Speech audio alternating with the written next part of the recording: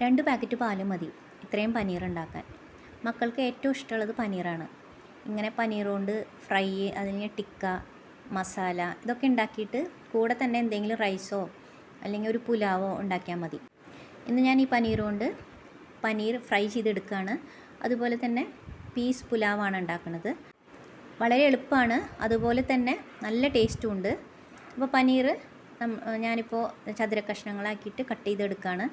അതൊക്കെ നമ്മുടെ ഇഷ്ടമാണ് കേട്ടോ. നമുക്ക് നീളത്തിൽ വേണമെങ്കിൽ കട്ട് ചെയ്തെടുക്കാം. അതൊക്കെ നമ്മുടെ ഇഷ്ടത്തിന് കട്ട് ചെയ്തെടുക്കാം. പീസ് പുലാവ് ഉണ്ടാക്കാൻ വേണ്ടിയിട്ട് ഞാൻ ഒരു സബോളയും നീളത്തിൽ അരിഞ്ഞ് വെച്ചിട്ടുണ്ട്. ഒരു പച്ചമുളകും വെറുതെ ഒന്ന് കട്ട് ചെയ്ത് വെച്ചിട്ടുണ്ട്. പീസ് എന്ന് പറയുന്നത് ഫ്രോസൺ ഫ്രഷ് പീസാണ്, അതും ഞാൻ മാറ്റി വെച്ചിട്ടുണ്ട്. പുലാവൊക്കെ ഉണ്ടാക്കുമ്പോൾ എപ്പോഴും ഫ്രഷ് പീസ് എടുക്കുകയാണ് നല്ലത്. അത് പെട്ടെന്ന് തന്നെ വെന്ത് കിട്ടുമല്ലോ.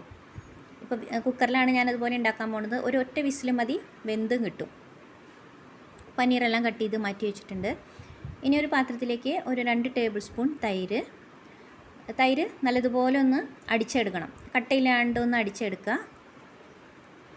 നന്നായിട്ട് അടിച്ചെടുത്തതിന് ശേഷം ഇതിലേക്ക് കുറച്ച് മഞ്ഞൾപ്പൊടി, കുറച്ച് കാശ്മീരി ചില്ലി പൗഡർ, എരിവിൻ്റെ ആവശ്യമില്ല, നല്ല കളർ കിട്ടാൻ വേണ്ടിയിട്ട്. പിന്നെ കുറച്ച് ജീരകപ്പൊടി, കുറച്ച് ഗരം മസാലപ്പൊടി, പിന്നെ മല്ലിപ്പൊടി, ചാട്ട് മസാല പൗഡർ, പിന്നെ കസൂരി മേത്തി, ആവശ്യത്തിന് ഉപ്പും കൂടെ ചേർത്തിട്ട്, പിന്നെ കുറച്ച് ഇഞ്ചി വെളുത്തുള്ളി പേസ്റ്റ് ചേർത്തിട്ട് നന്നായിട്ടൊന്ന് മിക്സാക്കി എടുക്കാം.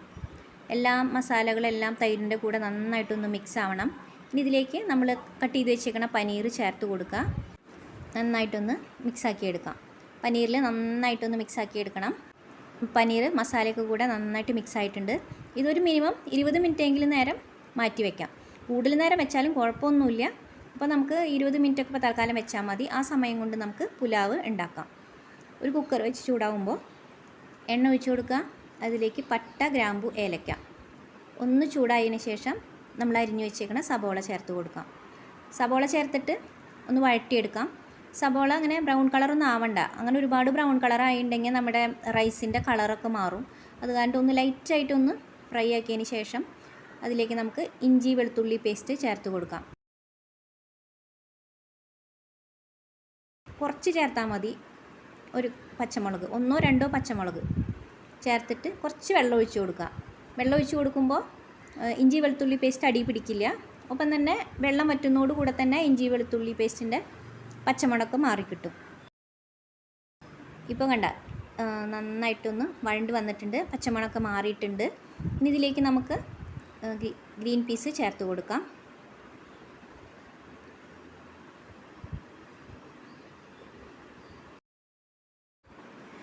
ഗ്രീൻ പീസ് ചേർത്തതിന് ശേഷം നന്നായിട്ടൊന്ന് ഇളക്കുക. ഒന്ന് ഇളക്കിയതിന് ശേഷം നമുക്ക് ഈ ഗ്രീൻ പീസിലേക്ക് ആവശ്യത്തിനുള്ള ഉപ്പ് ചേർത്ത് കൊടുക്കാം. ഉപ്പും കൂടെ ചേർത്തിട്ട് നന്നായിട്ടൊന്ന് ഇളക്കിയെടുക്കണം. കാരണം ഈ ഗ്രീൻ പീസിനൊരു പച്ചമണമുണ്ട്. ആ പച്ചമണം മാറുന്ന വരെ ഒരു 30 സെക്കൻഡൊക്കെ ഒന്ന് വഴറ്റിയാൽ മതി. ഒന്ന് വഴറ്റിയതിന് ശേഷം ഇതിലേക്ക് നമുക്ക് കുതിർത്ത് വെച്ചേക്കണ ബാസ്മതി റൈസ് ചേർത്ത് കൊടുക്കാം. അരി നന്നായിട്ട് കഴുകിയിട്ട് ഒരു 20 മിനിറ്റ് നേരം കുതിർത്താനായിട്ട് വെക്കണം. എന്നിട്ട് അരിയും കൂടെ നന്നായിട്ട് ഇങ്ങനെ മിക്സാക്കി എടുക്കാം. നന്നായിട്ടൊന്ന് മിക്സായതിന് ശേഷം ഒരു ഗ്ലാസ് അരിക്ക് 1.25 ഗ്ലാസ് വെള്ളം ഒഴിച്ച് കൊടുക്കാം. വെള്ളം ഒഴിച്ച് കൊടുത്തിട്ട് വെള്ളത്തിൽ ഉപ്പിൻ്റെ അളവ് നോക്കുക. ഉപ്പിൻ്റെ അളവ് ഒന്ന് മേലെ നിൽക്കണം കേട്ടോ, നമ്മൾ ടേസ്റ്റ് ചെയ്ത് നോക്കുമ്പോൾ. അതിന് ശേഷം നമുക്ക് കുക്കർ മൂടി വെച്ചിട്ട് ഒരു വിസിൽ മതി, നമ്മുടെ റൈസ് റെഡിയായി കിട്ടും. ഒരു വിസിൽ വന്നിട്ടുണ്ട്. ഇനി നമുക്ക് കുക്കർ മാറ്റി വയ്ക്കാം. സ്റ്റീം ഫുള്ള് പോയതിന് ശേഷം നമുക്ക് തുറന്ന് നോക്കിയാൽ മതി. ഈ സമയം കൊണ്ട് നമുക്ക് പനീർ ഫ്രൈ ചെയ്തെടുക്കാം. ഞാനിപ്പോൾ ദോശപ്പാനാണ് എടുക്കുന്നത്. അതിലേക്ക് കുറച്ച് എണ്ണ ഒഴിച്ച് കൊടുത്താൽ മതി, ഒരുപാടൊന്നും വേണ്ട.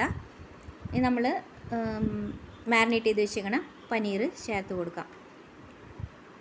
ഒരു സൈഡ് നന്നായിട്ടൊന്ന് മൊരിഞ്ഞതിന് ശേഷം നമുക്ക് തിരിച്ചിടാം. കാരണം പനീർ ഒരുപാട് നേരം വേവേണ്ട ആവശ്യമൊന്നുമില്ല. മസാലയൊക്കെ ഒന്ന് മൊരിഞ്ഞ് വന്നാൽ മതി. ഇനി നമുക്കിത് മറിച്ചിടാം. 2 സൈഡും ഇതേപോലെ തിരിച്ചും മറിച്ചിട്ടിട്ട് നമുക്ക് മൊരിച്ചെടുക്കാം. അപ്പോൾ നമ്മുടെ ഫ്രൈ റെഡി ആയിട്ടുണ്ട്. കണ്ടാൽ തന്നെ മനസ്സിലാവണില്ലേ, നല്ല ഫ്രൈ ആയിട്ട് വന്നിട്ടുണ്ട്.